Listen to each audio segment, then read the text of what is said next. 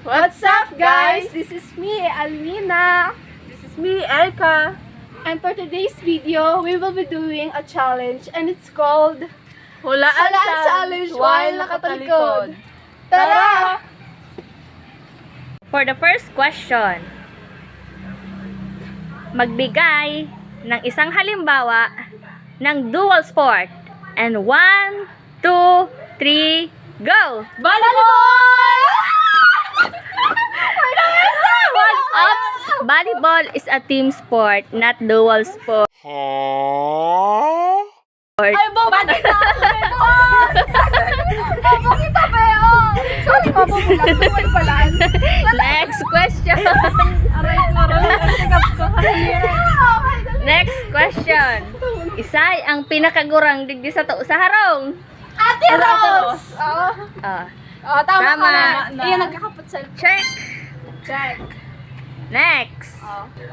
Ano ang favorite kong panira? Ginataang puting kahoy. Ay, ginataan! Sinabawan! Sinabawan! Ubus kamote! Taliw mo ng arat ng apod. Ayan. Magtaon ng sangkap sa adobo.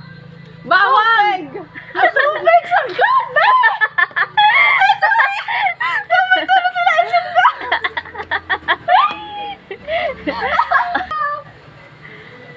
Magtaon ng pinaka-major na sangkap sa Inonoon.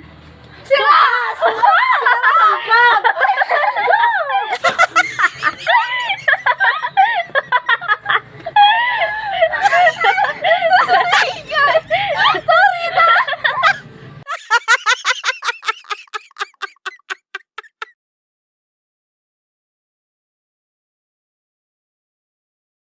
It's called Nakatalikod Challenge. Hulaan Challenge.